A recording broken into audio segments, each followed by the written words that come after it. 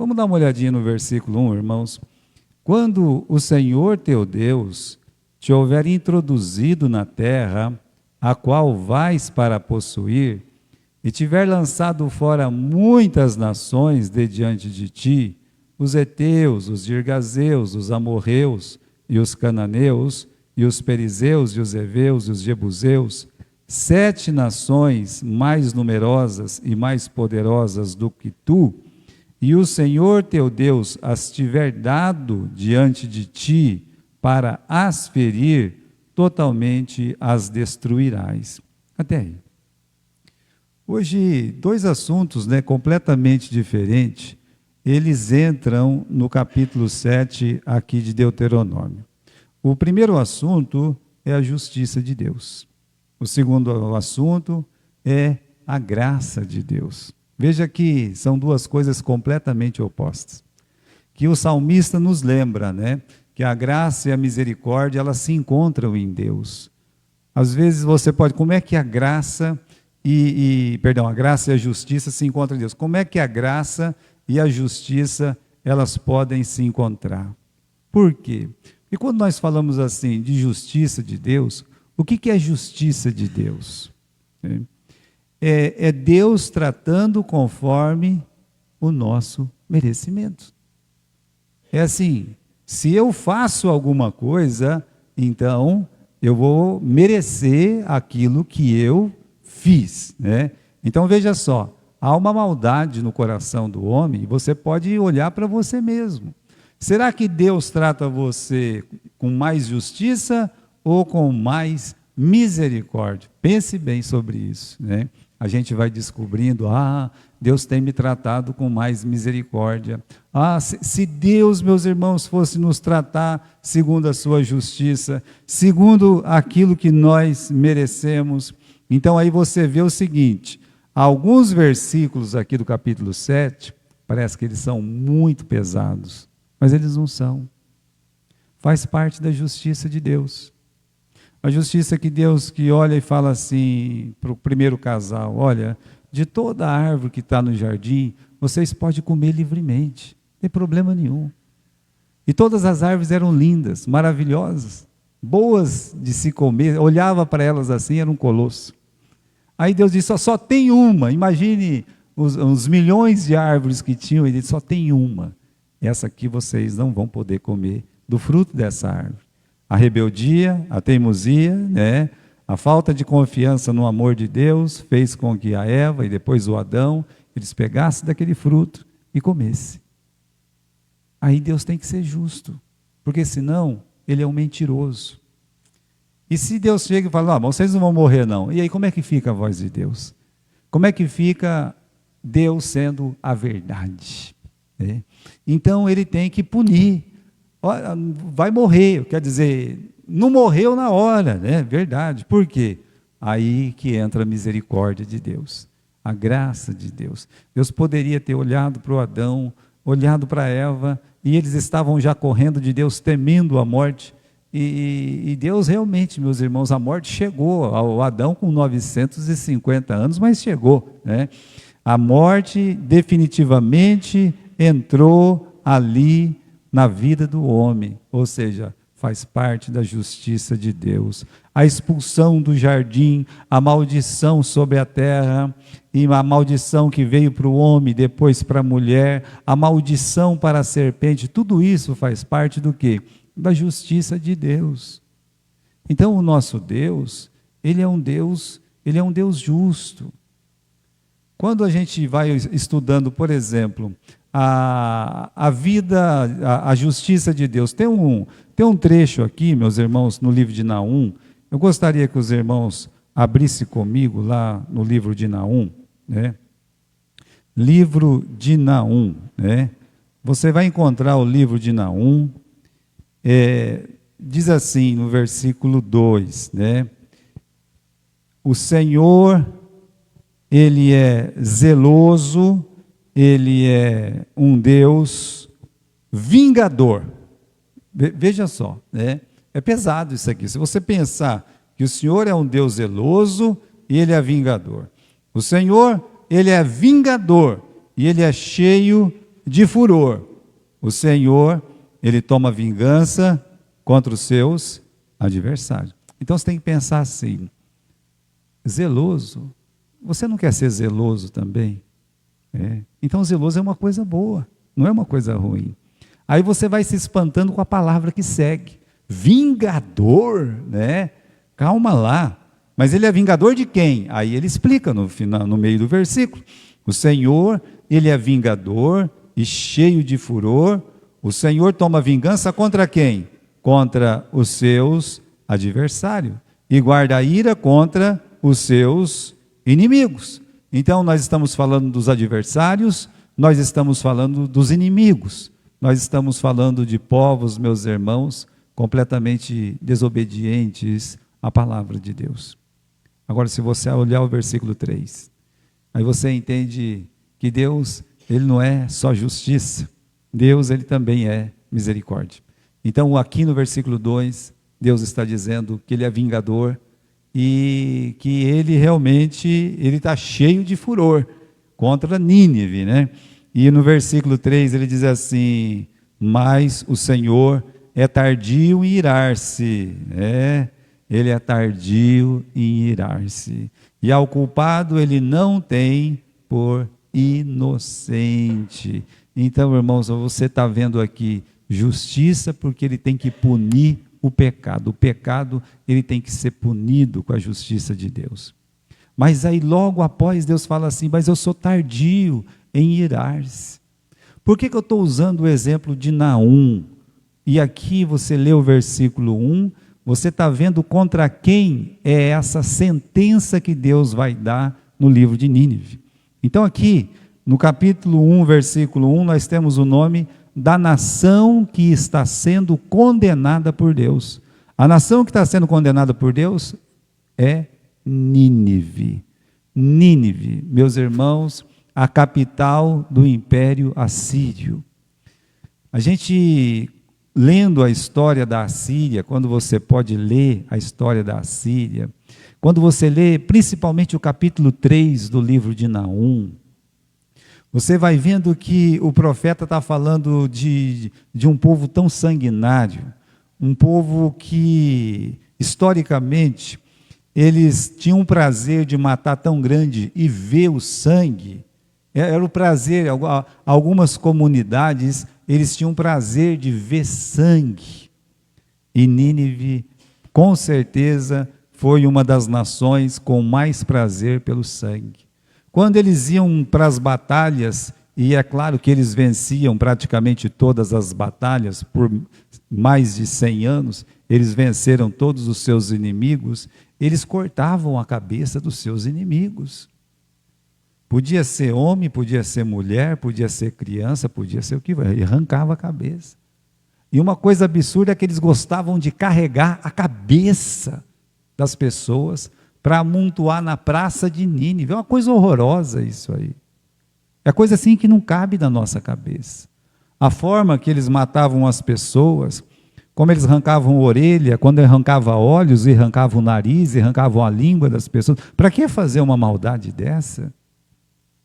Nós estamos falando de um povo que não tem nenhum escrúpulo. E o mundo inteiro temia esse mundo. Agora veja bem, eu queria que a gente se colocasse um pouco entre um dos povos vencidos por Nínive.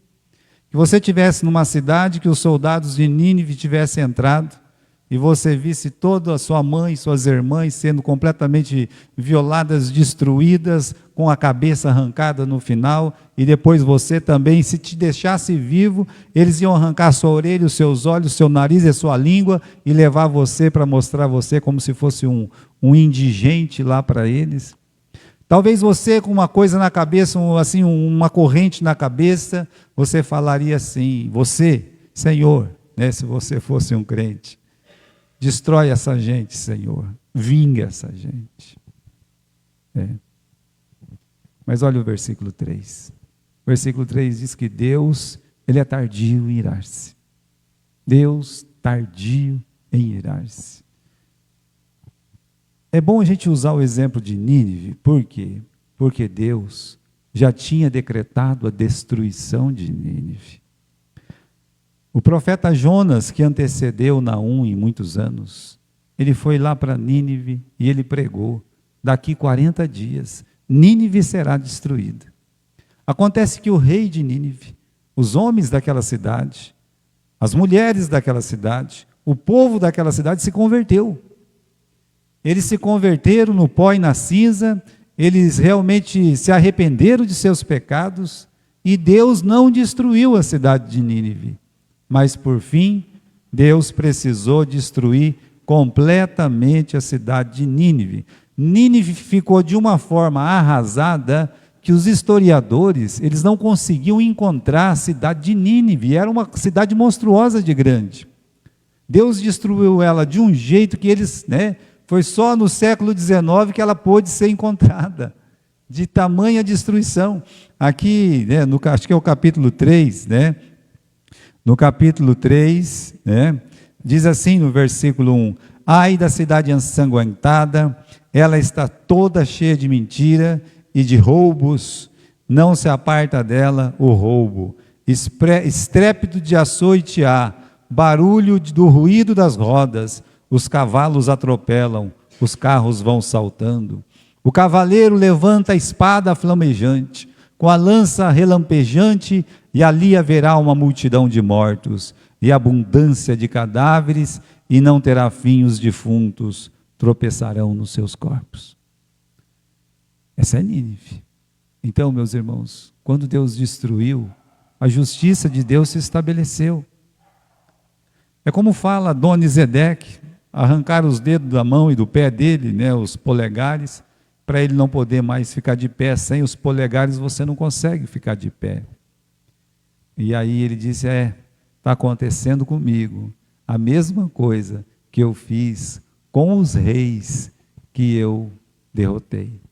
Eu cortei os dedão lá do pé e da mão deles. Então agora está acontecendo comigo o que eu fiz. Então, quando você pensar na justiça de Deus, é aquilo que as pessoas merecem. E Deus vai lá e ele faz. Agora, voltando lá para o nosso livro de Deuteronômio, veja só, meus irmãos, que Deus menciona essas 7 nações, as 7 nações dos cananeus. Agora eu queria voltar com vocês lá no livro de Gênesis, no versículo 1 aí que nós lemos, tem o nome das 7 nações, e no livro de Gênesis, no capítulo 15, vamos lá, livro de Gênesis, capítulo 15, versículo...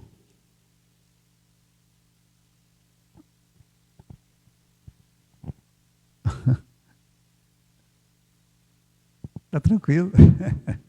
Capítulo 15, e versículo, pode encontrar aqui, 13 a 16. Vamos lá.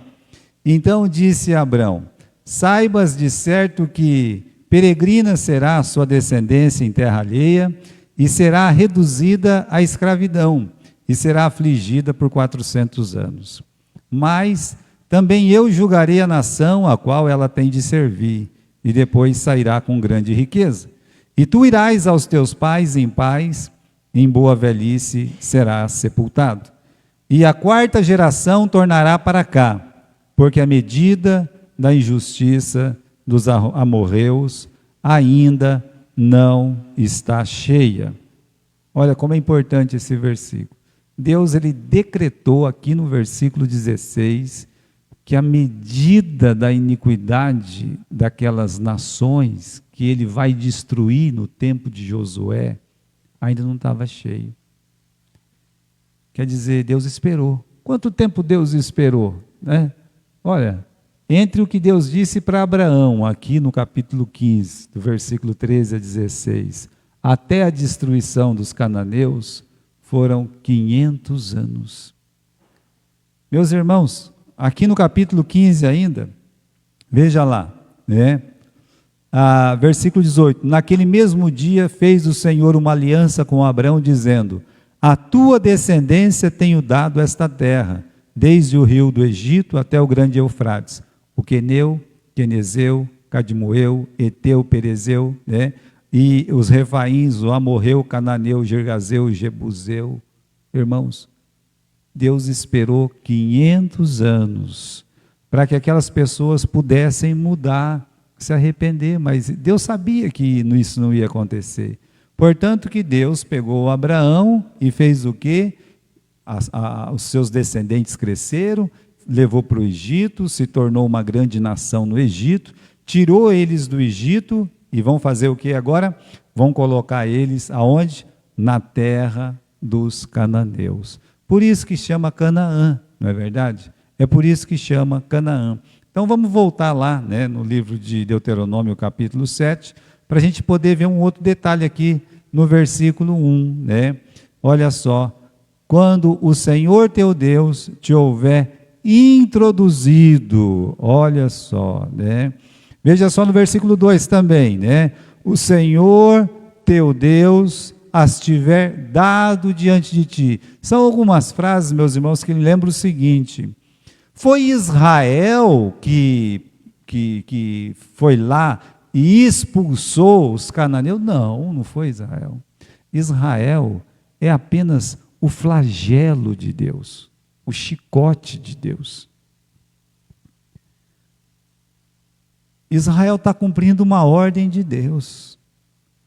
Essas nações tiveram 500 anos para o arrependimento, como Nínive foi chamada ao arrependimento e se arrependeu, mas depois praticou as obras erradas novamente e foi completamente destruída. Eu lembro os irmãos, para você ver o que é a justiça de Deus, é que a nação de Israel, o próprio Israel de Deus, desobedeceu à vontade de Deus, começou a praticar a idolatria, se entregou a toda sorte de corrupção e imoralidade. O que Deus fez? Deus tirou até Israel de Canaã e expulsou eles por 70 anos e depois eles voltaram. Pois bem, novamente Israel se rebela contra Deus e Deus tira novamente o povo de Israel no ano de 70 e eles só voltam em 1948. Ou seja, a justiça de Deus não é só para os cananeus. A justiça de Deus, na verdade, irmãos, é para todos nós. A gente não pode se esquecer disso. Então, o que está acontecendo com essas nações aqui, pastor? Está sendo consumida, vão ser destruídos. Irmãos, algumas nações, elas são destruídas. Às vezes fala assim, puxa vida, os índios, coitados, né, quando chegaram aqui, né, os portugueses, os espanhóis e coisa e tal, eles atacaram, mataram todos os índios, etc. Tal, né? Que crueldade. Né? Um povo mais forte que o outro faz isso mesmo, não tem jeito. Né? Mas os missionários batistas, que vieram na década de 50, olha que interessante. Ali, meus irmãos, para cima da Amazônia, naquela região da Grande Amazônia, né, entre o Peru, o Equador e o Brasil ali viviam alguns indígenas, mas era um povo não alcançado, ninguém conseguia evangelizar aqueles índios lá. Aí os missionários pararam, desceram com o avião ali, ficaram ali, tudo bonitinho, né? Vamos evangelizar esses índios, etc. Sabe o que eles fizeram? Eles mataram todos os missionários e beberam o sangue de todos os missionários. Por quê? Porque era isso que eles faziam. Eles entravam nas comunidades, matavam todos os homens e bebiam o sangue dos homens, e eles achavam que matando e bebendo aquele sangue, eles iam pegar a força daquela outra pessoa. Então, isso não é só aqui no Brasil. Você olhando, meus irmãos, todas as outras comunidades, os maias, os astecas, você vai encontrar a prática igual, não é diferente. Então, quando chega ao fim, quer dizer, Deus tem um limite para essas nações, cuja o pecado de morte não é punido. Olha, irmãos, eu digo uma coisa, não pensa que o Brasil vai ficar inocente com tanta morte que acontece o tempo todo, sem punição. Quanto menos leis, mais o juízo de Deus. Então, a gente só está querendo explicar agora, nesse momento, o juízo de Deus, né? Então, para lembrar o seguinte, o juízo de Deus, a mão pesada dele sobre os cananeus, já tinha sido avisado há 500 anos antes. mas não houve nenhum motivo não houve nenhum desejo de arrependimento dos cananeus. Eles não quiseram se arrepender. E aí, meus irmãos, Deus tem que colocar a mão dele. E a mão dele é pesada. Sabe, irmãos, quando nós falamos de flagelo de Deus, Deus tem os flagelos dele. Você pode imaginar assim, por exemplo,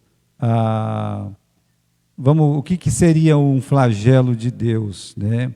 Aquele anjo da morte indo lá para o Egito, né? Matando todos os primogênitos dos egípcios. É a mão de Deus. Por que morreu todos os primogênitos? Que Deus ruim, né? É uma punição contra o pecado deles. O que os egípcios faziam com os filhos dos israelitas quando nasciam? Jogavam onde? Dentro do rio.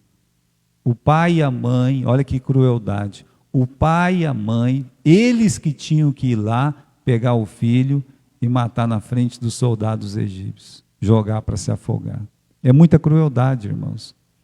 A gente pensa que essas crueldades, elas ficam impunes diante de Deus. Não fica. Então Deus puniu, levando o faraó e todos aqueles soldados afogados. Eles morreram da mesma forma que eles mataram os filhos de Deus, que eles mataram os israelitas. A mão de Deus pesou com justiça. E a morte dos primogênitos foi para que eles pudessem sentir o que é a dor de um pai e de uma mãe carregar um filho morto. Essa é a questão. Então, a justiça de Deus é isso. Então você pensa, Deus é ruim. Não. As pessoas estão recebendo aquilo que elas merecem. A justiça de Deus, ela pode ser resumida numa frase simples, quando a gente fala assim, como a Bíblia diz, aquilo que o homem semear, isso ele também ceifará. Essas nações aqui, essas 7 do versículo 1, dá uma olhada aí, né? Você tem aqui os heteus, os gergazeus, os amorreus, os cananeus, perezeus, heveu, jebuseu. Eles eram mais numerosos do que o povo de Deus. Eles eram mais armados que o povo de Deus. Eles eram mais protegidos por suas muralhas que o povo de Deus. Eles sabiam mais da arte de guerra do que o povo de Deus. Por isso, não foi Israel, foi a mão de Deus que tirou eles de lá. Agora, vamos lembrar algumas práticas dessas nações. Eu sei que vocês já estão assim, muito familiarizados com essas práticas, mas é bom relembrar, porque pode ser que alguém na internet, quando vê, não vai estar familiarizado. Bem, os cananeus eram um povo cruel. Era um povo cruel e também, assim como os ninivitas, eles não tinham muito escrúpulo. Apesar de ser um povo melhorzinho que os ninivitas, talvez por isso que duraram mais, mas eles tinham práticas completamente perniciosas, principalmente as práticas de culto. Você vai ver que eles têm algumas coisas que tinham que ser destruídas aqui. Por exemplo, Deus fala que é para destruir, lá no versículo 5, os altares, as estátuas, os bosques eram para ser queimados e as imagens eram para ser colocada fogo. Então, eu até comentei com vocês que quando eu subi em Dan teve um grande centro de adoração cananeu. E quando você chega naquele lugar, é um lugar assim, meus irmãos, que é como se fosse um vale dentro de uma montanha, sabe?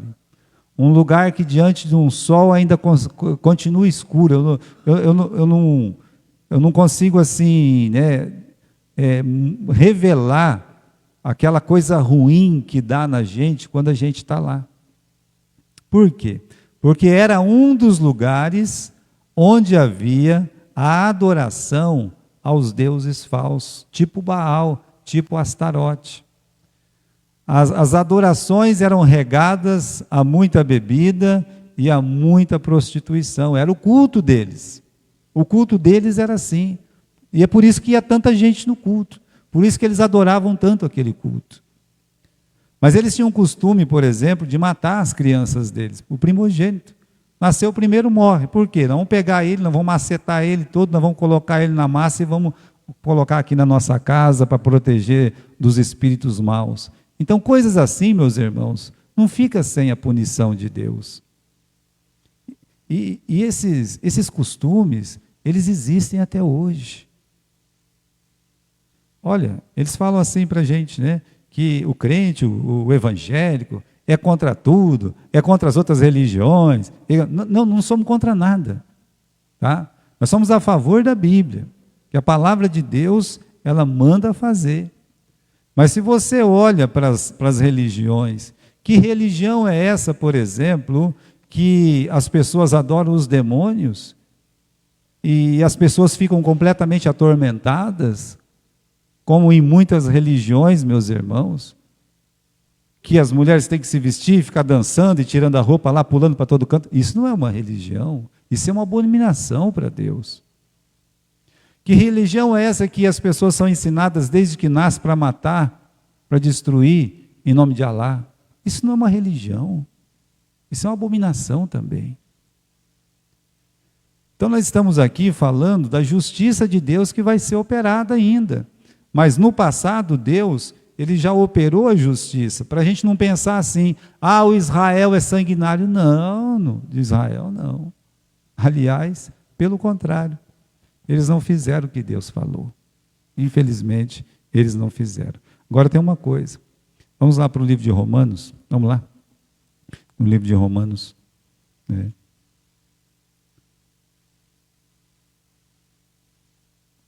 Romanos, capítulo 12, no versículo 19. Romanos, capítulo 12 e versículo 19. Lembra de uma coisa, o juízo é de Deus, ele não é nosso. O que cabe para mim? Fazer o que Jesus fez. Uma coisa é o juiz, é a polícia, é o Estado condenar e praticar a justiça. Mas eu não posso fazer isso. Eu não posso pegar e ir lá e praticar a justiça pelas minhas próprias mãos. Não, eu não posso. A Bíblia, meus irmãos, me manda imitar Jesus. E olha o que está dizendo aqui no capítulo 12, no versículo 19. Vamos ler primeiro o versículo 17. A ninguém torneis mal por mal. Olha, não devolva o mal para ninguém. Se a pessoa quer o seu mal, ore por ela. Se a pessoa cometeu uma grande atrocidade contra você, ore por ela. Versículo 19. Não vos vingueis a vós mesmos, amados, mas dai lugar à ira, porque está escrito, minha é a vingança, eu recompensarei, diz o Senhor. Então, não se vingue você mesmo, por favor, né? Não tome a decisão de dizer assim, eu vou me vingar. Não faça isso. Lembra que Sansão foi vingar e só se deu mal na vida, só piorou, sabe? A vingança, ela nunca é na mesma medida do mal que é feito, sempre é pior, vai fazer você não apenas uma pessoa que retribui olho por olho, dente por dente, vai fazer você se tornar uma pessoa cruel. A vingança nos torna cruéis. Então, esqueça da vingança. Lembra uma outra coisa que diz o versículo 19, né? Dai lugar à ira, não a tua, mas a ira de Deus.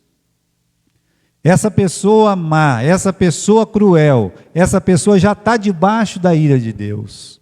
Então, dá lugar à ira. Meus irmãos, Deus, Ele sabe fazer muito melhor do que a gente imagina. Já contei para vocês, né? Aquele caso do irmão Félix.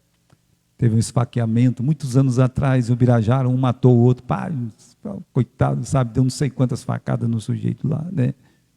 E fugiu. Naquele tempo não tinha muita polícia. Ele pegou, fugiu, foi para o Paraná, né? E ficou lá vivendo muito bem, sabe? Matei, né? Estou vivo. Né? Aí passou um tempo, anos depois, né? Está lá o irmão Félix atendendo uma parenta, né, do assassino. Família chorou, coitado, né? Não teve justiça, não teve nada. E aí então a parenta chegou para ser atendida, o irmão Félix perguntou, e o sujeito, né, nunca mais teve notícia. Ela disse, o senhor não está sabendo não, irmão Félix? Não estou sabendo. O que aconteceu, né? Ele estava num bar lá, foi brigar com um sujeito, e o sujeito pegou uma faca e esfaqueou ele todinho. Eu me lembro do irmão Félix ter me dito que o mesmo tanto de facada que ele deu, ele levou. Veja, irmãos, a tristeza dessa notícia é que essa pessoa, ela não se converteu. Ela não se arrependeu dos seus pecados. Porque se ela se converte e se arrepende, Deus transforma a ira em misericórdia. Portanto, voltando aqui no versículo 19, porque está escrito, minha é a vingança, eu vou retribuir, diz o Senhor. Então deixa com Deus que Ele vai dar jeito e Ele pode dar jeito. Pode passar aqui, né, Felipe, né? Deixa eu ver se eu estou esquecendo, né?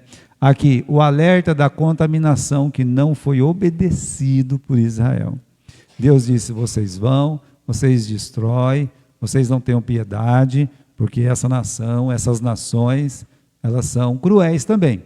Agora é o seguinte, né? Conselho de Deus no capítulo 7, no versículo 3 não te aparenta com elas, não fique parente, tá? Que mais? Não darás tuas filhas a seus filhos, e não tomarás as suas filhas para teus filhos. Por quê? Eles vão fazer desviar os teus filhos de mim. Olha, irmãos, o que Deus está dizendo, não fica parente deles, não se junta com eles. Veja, parece que Deus já estava prevendo que eles não iam destruir, né? Pelo que Ele está dizendo aqui no versículo 4. Deus está dizendo assim, não fica parente. Por que Deus vai falar uma coisa dessa? Porque sabia que Israel não ia cumprir aquilo que tinha dito. Eu me lembro de um escritor, né, ter falado de um camponês, nesses países nórdicos, né, que faz muito frio, aí fica com aquela neve toda. E o camponês, olhando assim, ele viu uma serpente. E aquela serpente, então, ele ficou com dó dela. Pegou aquela serpente, ele que estava cheio de blusa, pegou e colocou a serpente para ficar bem pertinho dele. Coitadinha da serpente, né? Essa serpente está com muito frio, vou colocar ela aqui. Colocou ela aqui e ela ficou. Até que ela se recobrou, ela ficou boa, a serpente. E assim que ela ficou boa, o que ela fez? Ela picou, né? Ela foi lá, picou e matou, meus irmãos, aquele homem que tinha acudido ela. A história é igual à do Israel de Deus. Então, eles não destruíram, eles pouparam as mulheres, sabe? Tentaram poupar alguns reis, aquela Anata, sabe como é que é? Então, o que aconteceu?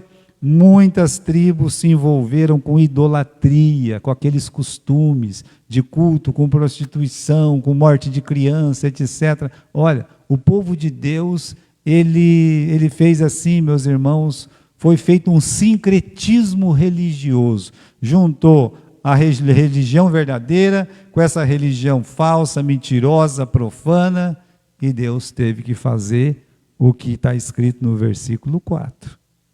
Porque Deus disse, vocês não ficam parente deles, tá? Por quê? Porque vocês vão ter os filhos desviados, tá certo? Para que servisse aos outros deuses, e a ira do Senhor se acenderia contra nós, e depressa vos consumiria. Então, qual que é o perigo de se ajuntar? O perigo era que os filhos, meus irmãos, seriam desviados. É o que acontece nas igrejas, muitas vezes. A gente vai se aliando com os ímpios. E quando pensa que não, nossos filhos, eles vão tomando uma forma não espiritual. E a terceira geração é uma geração criada fora da igreja.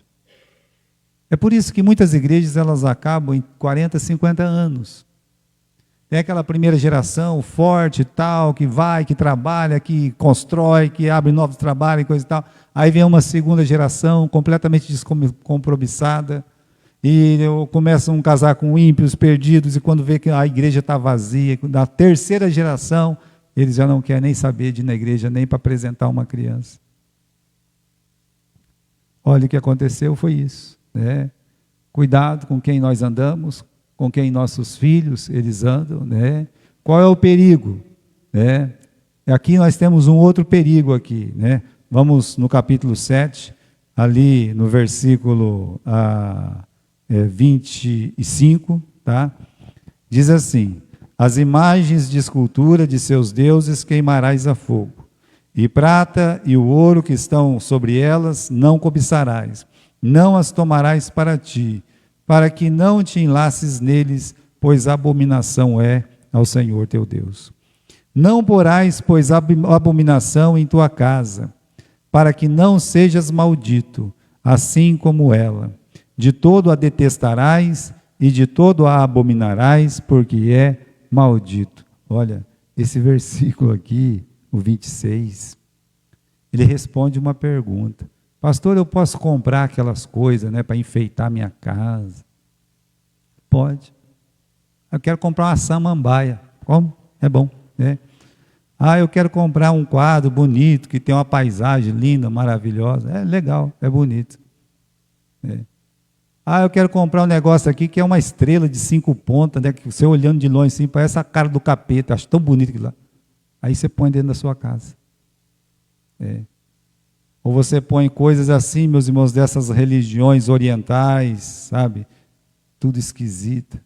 Um Buda, um elefante, um negócio, tudo que pertence para as religiões orientais. Ei, que negócio esquisito é? Isso é para atrair dinheiro. Quanto tempo está aí? Faz 10 anos, então não presta, né? Porque está pobre, né? Aí devendo para todo mundo, então já quebra essa mundice, né? Mas, além de não trazer o dinheiro, ela traz a maldição. Então a gente tem que ter cuidado com aquilo que a gente traz para dentro da nossa casa. Cuidado, porque é bíblico isso aqui. Deus está dizendo, olha, vamos ler de novo o versículo 26, não porás, pois, abominação em tua casa, para que não sejas amaldiçoado. É o que Deus está falando, irmãos. Não faça isso para não ser amaldiçoado. Então nós temos que aprender. Eu estou dizendo, esse livro de Deuteronômio, ele é cheio de surpresas para nós. E você tem que aprender a tirar isso da sua casa. Tira completamente. Se tem alguma coisa que você sabe, olha, esse negócio não presta não, já ouviu falar? Então já tira, né? Vai lá, arranca, né? Pelo sim, pelo não, você vai lá e tira aquele negócio lá. Por que você vai ficar com aquilo? Porque não presta mesmo, meus irmãos. Assim como ela, né? De todo a detestarás, de todo a abominarás, porque é maldita. Aí Deus dá uma opção para eles aqui no versículo 9 e no versículo 10, sobre escolher, né? Escolher a bênção ou a maldição, os dois caminhos, versículo 9 e 10. Saberás, pois, que o Senhor teu Deus, Ele é Deus, o Deus fiel, que guarda a aliança e a misericórdia até 1000 gerações aos que o amam e guardam os seus mandamentos. Olha aí, né? Deus está falando, saiba que Deus, Ele é fiel, Ele é Deus. Dizendo para a gente guardar os caminhos dEle, da palavra, né? Por quê? Porque Ele dá uma promessa aqui, né? Ele guarda a aliança e a misericórdia até 1000 gerações aos que o amam e guardam os seus mandamentos, né? É a promessa de Deus. Deus está dizendo assim, meus irmãos, que se você sendo fiel no sentido, meus irmãos, eu sou uma pessoa 100% fiel, quem vai ser? Né?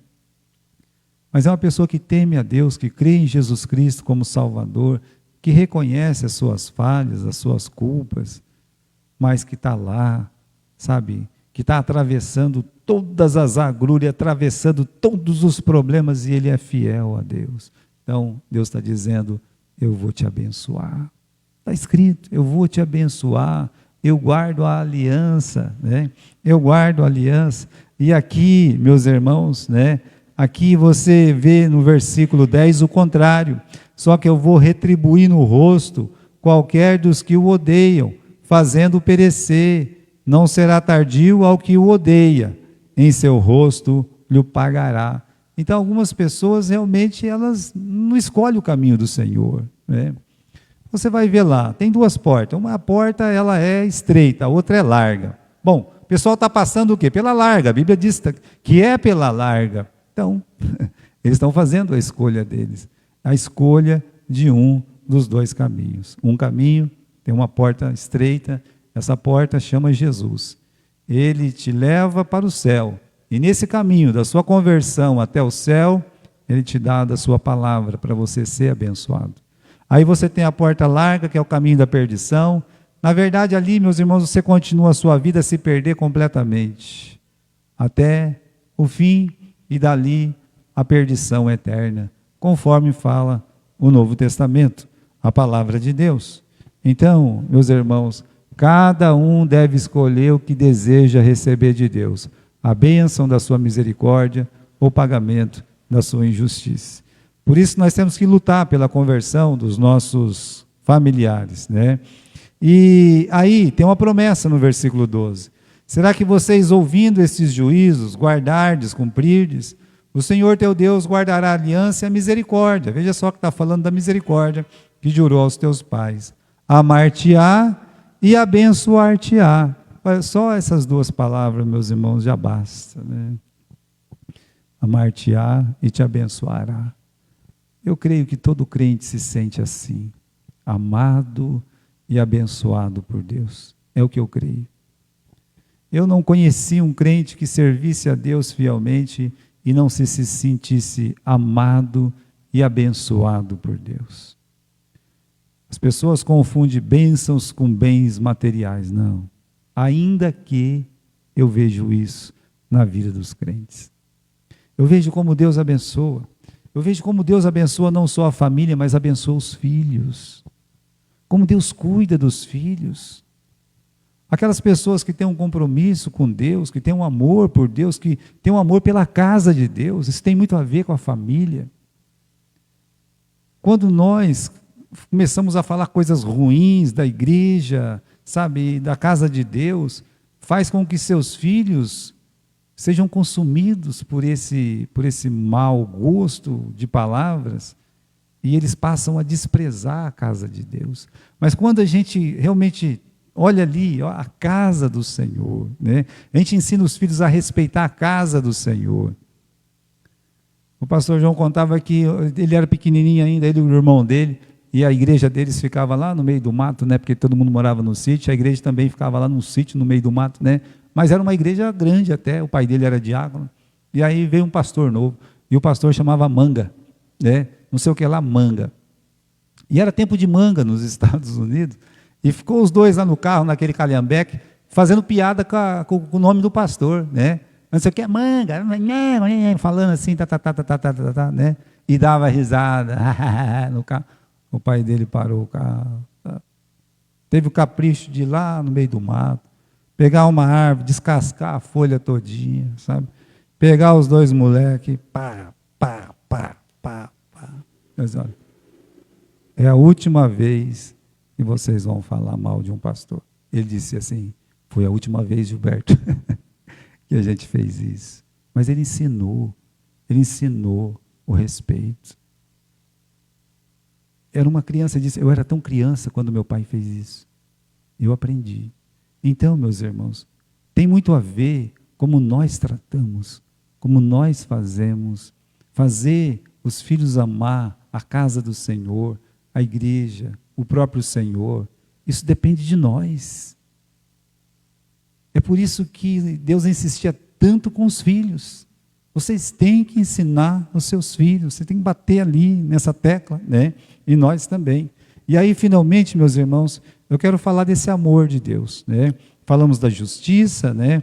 Da escolha que precisamos, mas olha aqui no capítulo 7 e no versículo 7 e versículo 8. Deus, Ele declara o seu amor por Israel. Versículo 7, para a gente terminar.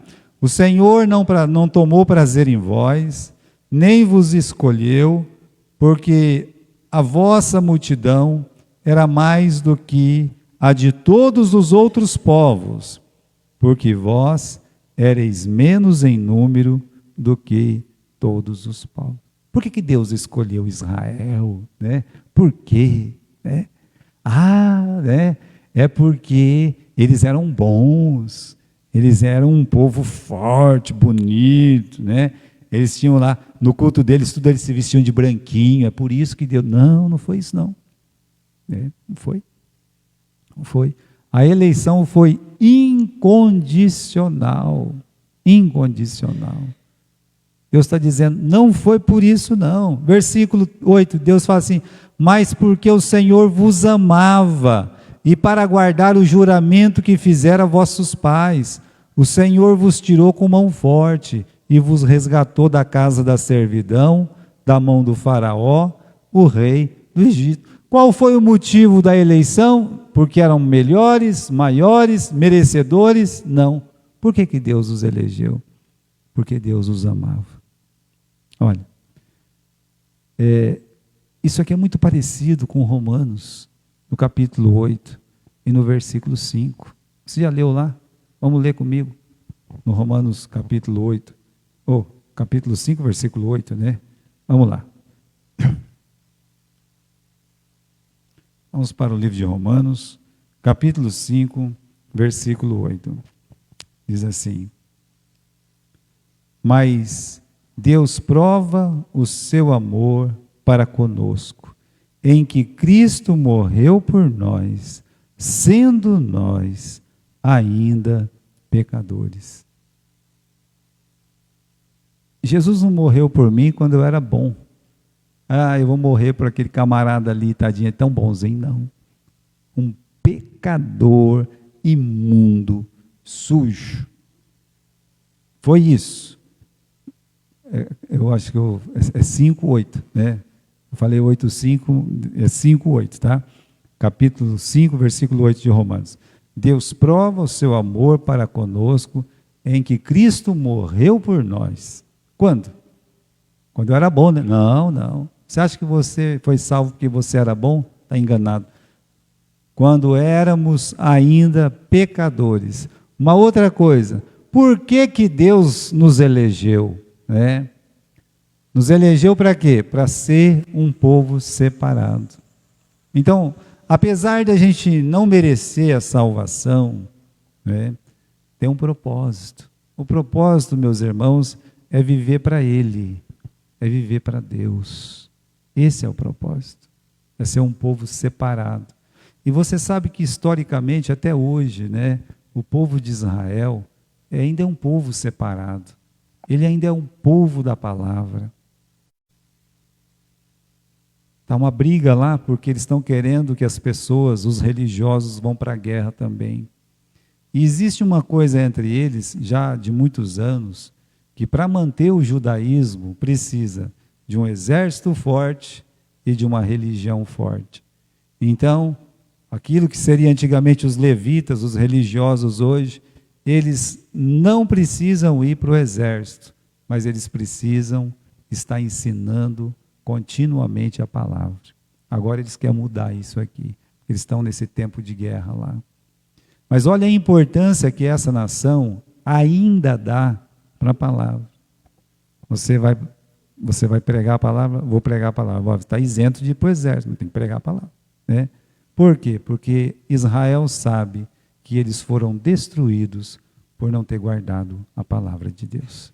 Então, meus irmãos, somos eleitos? Somos. Merecemos? É claro que não. Por que Deus nos elegeu? Porque Ele nos amou, que bom, já que Ele me amou, então agora eu vou... Não. Ele te amou, por isso Ele te elegeu, mas para você ser um povo separado, você ser uma pessoa separada do mundo.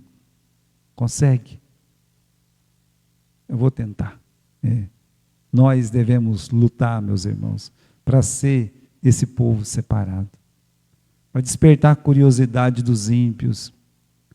Por que eles são assim?